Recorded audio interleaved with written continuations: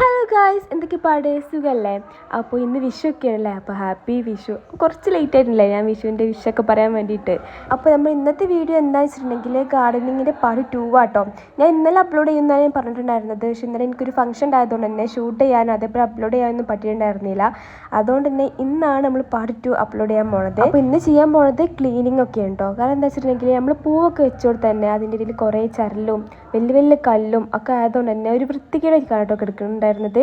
അങ്ങനെ അതൊക്കെ ഒന്ന് റെഡിയാക്കാനും അതേപോലെ മൊത്തമായിട്ട് പരന്ന് കിടക്കുകയാണ്. അങ്ങനെ അതൊക്കെ ഒന്ന് വെട്ടി ഒതുക്കി ആവശ്യമുള്ളത് മാത്രം വെച്ചിട്ട് ആവശ്യമില്ലാത്തൊക്കെ ഒന്ന് ഒഴിവാക്കിയിട്ട് ഒന്ന് സെറ്റ് ചെയ്യാൻ വേണ്ടിയിട്ടാണ്. അങ്ങനെ നമുക്ക് കുറേ സ്ഥലം കിട്ടും, നമുക്ക് പിന്നെയും പുതിയ പുതിയ പൂവും അങ്ങനെയൊക്കെ വെക്കാമെന്നൊക്കെയാണ് ഞാൻ ഉദ്ദേശിക്കുന്നത്. അതുകൊണ്ട് തന്നെ ഞാൻ ഈ ഒരു പുല്ലൊക്കെ ഒന്ന് മൊട്ടടിച്ച് കൊടുക്കുന്നുണ്ട്. അപ്പോൾ അതൊക്കെ ഒന്ന് സെറ്റാക്കാൻ വേണ്ടിയിട്ടാണ് കേട്ടോ ചെയ്യുന്നത്. ഇതൊക്കെ ഒന്ന് പുഷായി നിൽക്കണമെങ്കിൽ തന്നെ ഫുള്ള് വെട്ടി കൊടുക്കണം, ഇല്ലെങ്കിൽ ബുഷായിട്ട് നിൽക്കില്ല. അതുകൊണ്ട് തന്നെ ഫുള്ള് വെട്ടി കൊടുത്തിട്ടുണ്ടായിരുന്നേ. പിന്നെ ഇതൊരു ഇതിൻ്റെ ഒരു പുല്ലാണെന്നൊക്കെയാണ് പറയണത്. അങ്ങനെ അത് വെട്ടിട്ടില്ല, അതൊന്നും ജസ്റ്റ് ഒന്ന് ഒതുക്കി കണ്ടൊന്ന് വെച്ചെടുത്തിട്ടുണ്ടായിരുന്നു.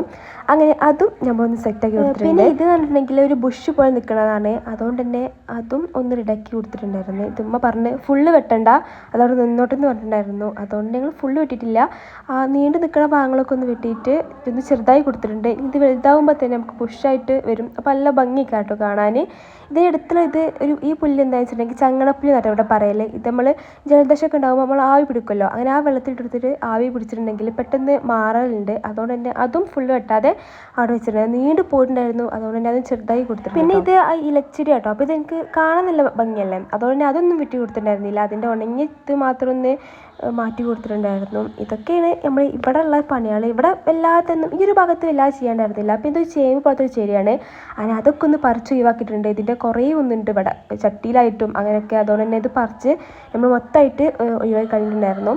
പിന്നെ ഇവിടെ ബുഷ് ഉണ്ടായിരുന്നു കേട്ടോ, അതുകൊണ്ട് തന്നെ താഴ്ഭാഗമൊക്കെ കുറേ ഉണങ്ങി കിട്ടും അങ്ങനെയൊക്കെ ഉണ്ടായിരുന്നു. അങ്ങനെ അതും ഒക്കെ ഒന്ന് വെട്ടി സെറ്റാക്കി കൊടുത്തിട്ടുണ്ട് കേട്ടോ. പിന്നെ എല്ലാവരുടെ വീട്ടിലും ഉണ്ടാവുന്ന ഒരു സംഭവമാണല്ലോ ചെമ്പരത്തി, അങ്ങനെ അതും ഒന്നാകെ പറഞ്ഞിട്ടുണ്ടായിരുന്നു. അതൊക്കെ ഒന്ന് വെട്ടി. ഇപ്പോൾ ഇതൊരു തെച്ചിയാണ്, ഇതൊരു വൈറ്റ് കളറായിട്ടും അതേപോലെ ഒരു പർപ്പിൾ കളറിലൊക്കെ ഈ തെച്ചിണ്ട് കേട്ടോ. അങ്ങനെ അതും ഒന്നാകെ പരക്കണം, നല്ല പൂവൊക്കെ ഇടും.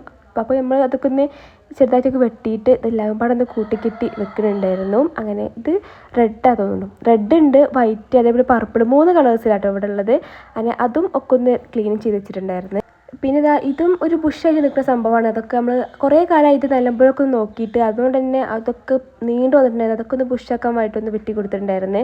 പിന്നെ നമ്മൾ റോസ് പൂവുകളൊക്കെ ഇങ്ങനെ പൂവൊക്കെ കഴിഞ്ഞിട്ടൊന്ന് നിൽക്കുന്നുണ്ടായിരുന്നു. അതുകൊണ്ട് തന്നെ ആ പൂവുള്ള വാടിയ ഭാഗത്തൊക്കെ ഒന്ന് മുറിച്ചെടുത്തിട്ടുണ്ടായിരുന്നു. അങ്ങനെ ഇവിടെയാണ് മൊത്തം ചരലാണ്, അങ്ങനെ അതൊക്കെ ഒന്ന് റെഡിയാക്കിയിട്ടുണ്ടായിരുന്നു. ഇതാണ് ഇപ്പോൾ നമ്മുടെ മുറ്റത്തിൻ്റെ കോലം, മൊത്തം അലമ്പായിട്ട് കിടക്കുക കേട്ടോ. അപ്പോൾ ഇതൊക്കെ ഒന്നിങ്ങനെ റെഡിയാക്കി എടുക്കുമ്പോഴത്തേന് ടൈം കുറേ ആയിട്ടുണ്ടായിരുന്നു.